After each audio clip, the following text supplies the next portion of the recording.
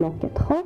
Elle a eu une expérience très intéressante en Égypte et également une autre expérience dont nous allons découvrir ensemble un séjour assez prolongé en Inde. C'est une femme intéressée par le monde de la culture, des médiathèques, des livres. Et nous allons découvrir ensemble aujourd'hui le monde de Marielle Morin.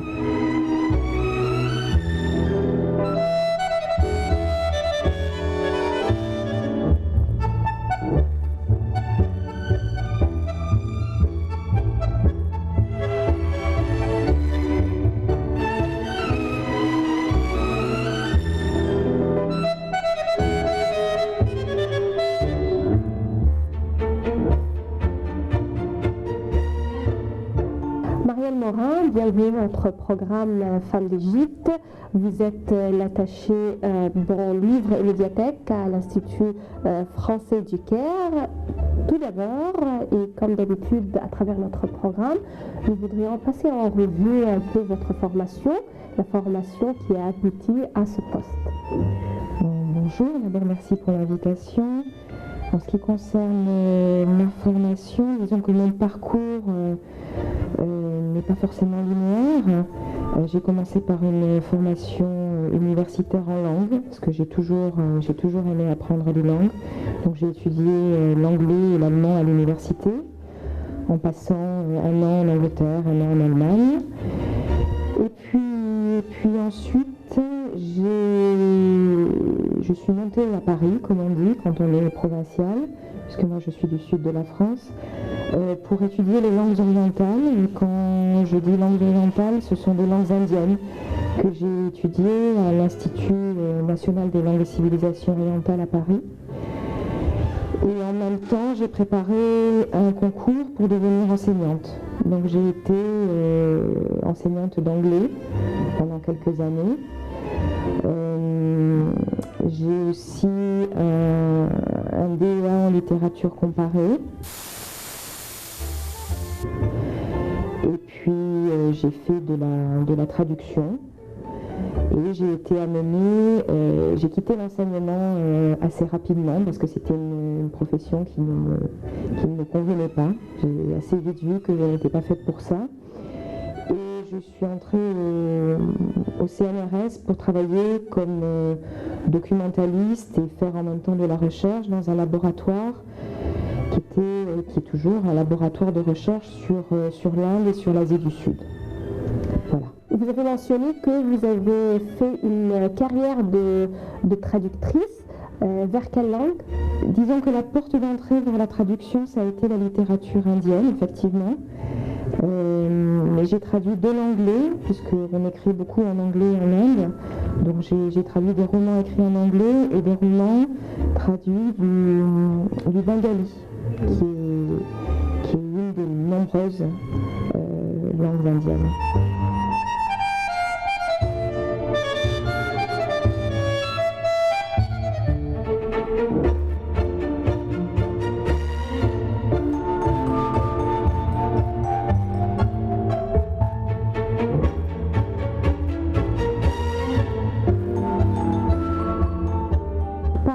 Expérience très intéressante au cours de votre vie, c'est le séjour en Inde. Vous avez passé pas mal de temps là-bas.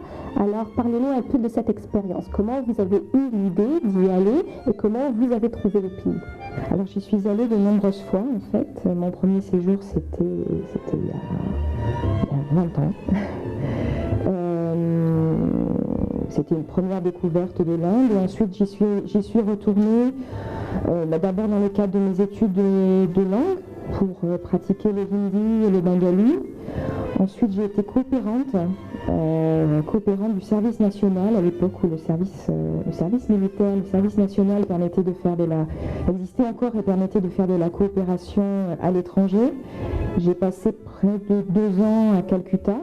Et je travaillais à l'Alliance française en tant qu'enseignante de français. Et j'y suis retournée plus longtemps cette fois, donc 4 ans, à New Delhi, où je travaillais pour l'ambassade de France. Le même poste que j'occupe ici, à peu de choses près, je m'occupais là aussi du bureau du livre et des médiathèques à l'ambassade pendant 4 ans.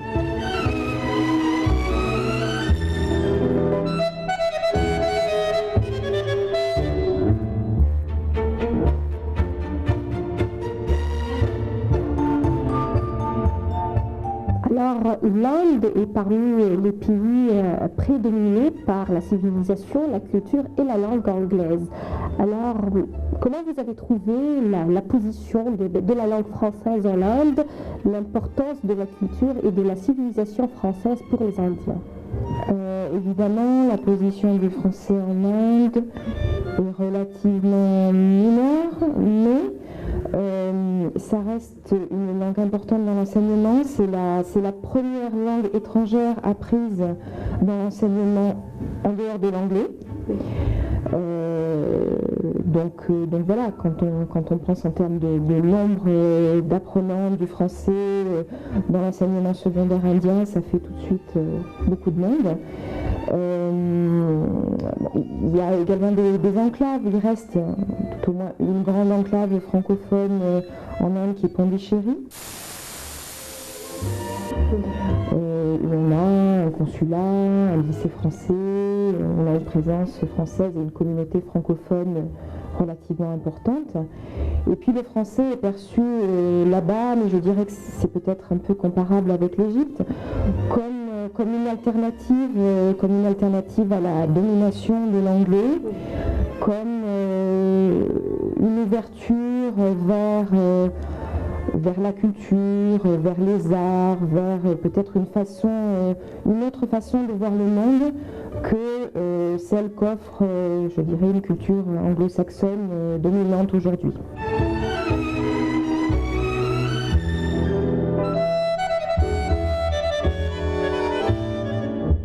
Justement, puisque vous avez mentionné l'importance de la culture, de la civilisation française, puisque vous êtes actuellement en Égypte, tout d'abord, vous êtes ici depuis combien de temps? Ça fait maintenant 3 ans et demi à peu près. Je suis arrivée en octobre 2010. Donc j'ai eu à peine le temps de m'installer, de trouver mes marques. Et puis il y avait ce grand événement qui est la révolution du 25 janvier.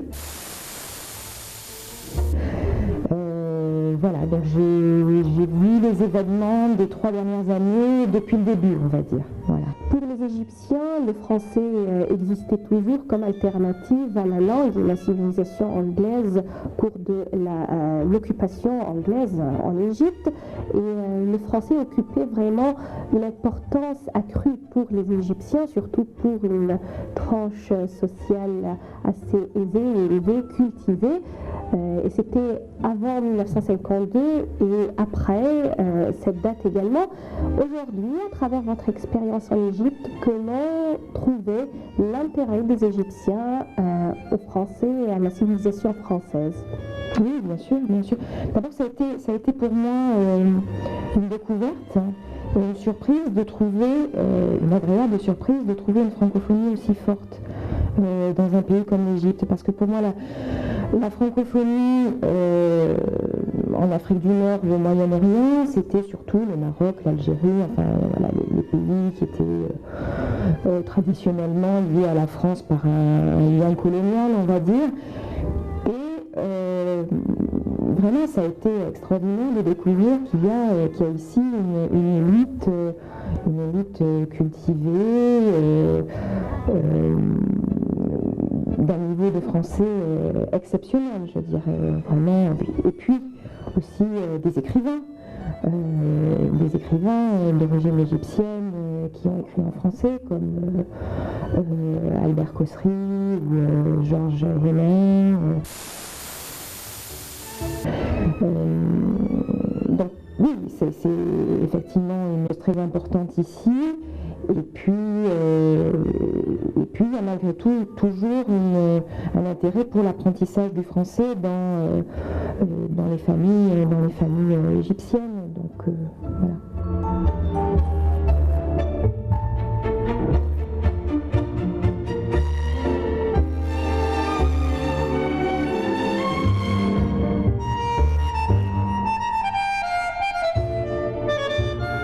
C'est vrai que les Égyptiens, ils étaient toujours passionnés par le français, la civilisation et la culture française, mais on trouve aujourd'hui, je ne veux pas dire un déclin de cette existence, mais les Français s'effacent un peu de la scène et il y a d'autres civilisations, d'autres cultures qui font une entrée en Égypte et ailleurs. Disons qu'elle est présente, mais peut-être différemment, elle est peut-être moins visible aussi parce qu'il y a l'accès à d'autres cultures. C'est-à-dire que maintenant, par le biais d'Internet ou de la télévision, on a un accès très facile à la culture anglophone, à la culture américaine. Du coup, on a effectivement l'impression d'un déclin de la culture française. C'est vrai que le rayonnement de la culture française est aussi différent. Je ne sais pas si on peut parler d'âge d'or, mais dans les années 50, 60, 70, on a eu des écrivains, des philosophes qui ont énormément marqué à l'étranger également. Aujourd'hui, elle est peut-être moins connue, cette culture. Et bon, nous, à l'Institut français, ici, on essaye de la faire connaître, mais il faut aussi que le public vienne vers nous. Et voilà, on essaye de faire en sorte de l'attirer vers la culture française. Mais je crois que c'est général, ça n'est pas forcément propre à l'Égypte. Il y a aujourd'hui différents centres de culture. Le monde se globalise. On a une explosion la culture indienne, l'Espagne aussi qui ouvre des centres culturels partout, la Chine également. La France n'est plus, hélas, le seul symbole de l'art et de la culture. Alors est-ce que c'est un appauvrissement, est-ce que c'est un enrichissement pour le monde? Ça, voilà. Aujourd'hui, peut-être la France n'accorde pas le même intérêt à ce lieu de culture, de civilisation.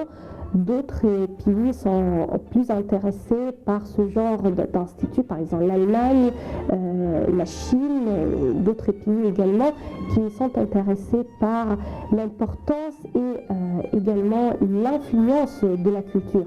Alors pourquoi cette position actuelle de la France? Je pense que la France accorde toujours un grand intérêt à sa présence à l'étranger. On garde le réseau culturel le plus important et le plus présent sur tous les continents à l'étranger, avec le réseau des instituts français, avec le réseau des alliances françaises. Mais peut-être nous n'augmentons pas notre diffusion, notre présence, alors que l'Allemagne, qui n'avait pas cette présence, est en train d'augmenter en visibilité, de nous rattraper en quelque sorte. Donc ça n'est pas forcément un déclin de la France, mais une montée en puissance, comme je dis.